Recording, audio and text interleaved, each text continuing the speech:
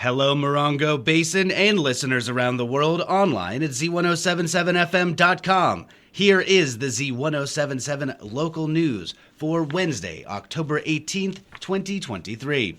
One of two people considered missing in the Morongo Basin area since July has been found dead in Anza Borrego Desert State Park.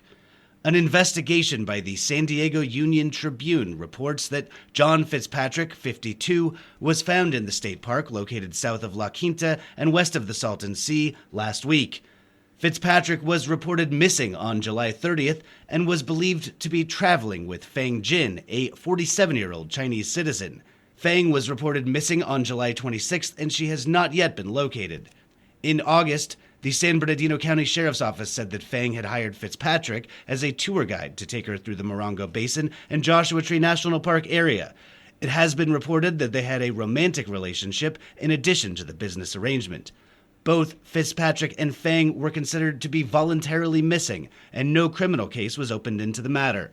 A spokesperson for the San Diego County Medical Examiner's Office told the San Diego Union Tribune that the case surrounding Fitzpatrick's death was under seal, and authorities could not comment on the ongoing investigation. A Yucca Valley man overdosing on fentanyl last week was revived by local first responders. At approximately 1:32 a.m., county sheriff's deputies responded to a report of a drug overdose in the 61,000 block of Oleander Drive in Joshua Tree. They report finding a person described as a 39-year-old male resident of Yucca Valley suffering from an overdose in the bathroom of the residence. Deputies say they administered 2 doses of nasal naloxone to the unconscious man, who briefly came to before he fell unconscious again. Morongo Basin Ambulance and the San Bernardino County Fire Department arrived at the scene and administered a 3rd dose of naloxone, reviving the man.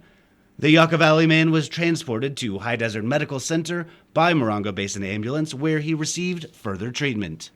Last night, the Yucca Valley Town Council focused on discussing ideas for future development, guided by insights from the Community Livability Survey. Reporter Hillary Sloan provides us with a comprehensive overview of the discussion and ideas.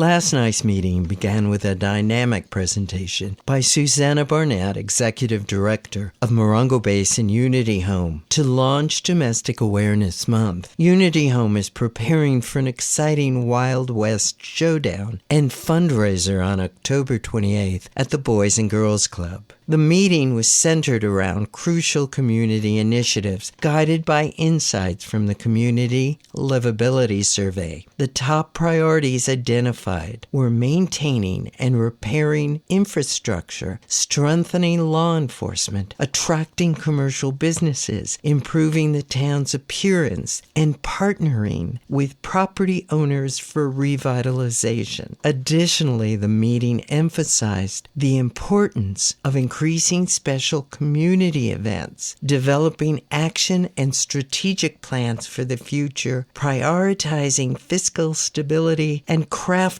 a career path strategy to encourage local youth to grow and develop within the community. For more information, see this story at Z107.7fm.com. For Z107.7, this is reporter Hillary Sloan. The Morongo Valley Community Services District Board of Directors will hold their regular monthly 6 p.m. meeting tonight in Covington Park's multipurpose room. Assignment reporter Gabriel Hart has a look at tonight's meeting's agenda for us today. For tonight's agenda, there will be an open public hearing on the preliminary budget for fiscal year 2023-24, followed by review and approval of the budget. The board will review, discuss, and approve the updated MVCSD organizational chart, as well as assess a quote for $54,820 to replace the fire department's backup generator. In continued business, the board will review, discuss, and approve a bid to repair the electrical connection damage and wireless signal interface. Estimated expenses for the project at $8,940. Reporting for Z107.7, this is assignment reporter Gabriel Hart. Yucca Valley's High Desert Water District Board of Directors meets today at 4 p.m. Joshua Tree's Joshua Basin Water District's regular meeting begins promptly at 5:30 p.m. Here's reporter Mike Lipsitz with your Wednesday Water Roundup. Among the agenda items at the High Desert Water District, the board will receive information on forever chemical litigation, groundwater reuse and replenishment, and staff will recommend an owner's rep for the next phase of the sewer project. The public is welcome at today's meeting at the district office on the highway at Inca Trail. And down the road, Joshua Basin Water District's board will hear regular reports as well as presentations on district investments, capacity fees, public outreach, and the Copper Mountain Mesa Assessment District. That meeting is at the district office on Choita Road in Joshua Tree, where the public is welcome to attend. Instructions for remote attendance of both meetings may be found with this story at Z107.7fm.com. Reporting for Z107.7 News, this is Mike Lipsitz. These are the Pioneer Days in 29 Palms. The 87th Annual Pioneer Days officially kicks off tonight with the Little Pioneer Contest at 5 p.m. at Patriot Hall, and events continue through Sunday. Tomorrow sees the opening of the annual carnival. 29 Palms Community Events Coordinator Scott Clinkscales was on the Z107.7 Up Close show last week, where he told host Gary Deneau about what you can expect at this year's carnival. The carnivals, the place that really everything centers around. Well, we've been working with the same company, Palm Hour Shows. They haven't told me how many rides we're getting, but I know at the last one we had 17, which is the whole show. The kids had a good time. There's a lot and there's a lot of stuff for little ones too. So we do have wristbands for sale. They're available at the Park and Rec office, the Palladium, and the 29 Palms Visitor Center. You can get them pre-sale right now for $30. Otherwise, they are $40 on site. Thursday is $2 ride night. The Pioneer Days Carnival runs Thursday through Sunday, and Pioneer Days events run all weekend long. For a full list of events, see this story at Z107.7fm.com. With Theater 29's season premiere production of Roald Dahl's The Witches entering its final weekend, the Community Theater is offering something a bit different for the following weekend of October 28th. Arts and entertainment reporter Charlie Thomas says you won't want to miss a one-woman show from award-winning actress Mary Hunter.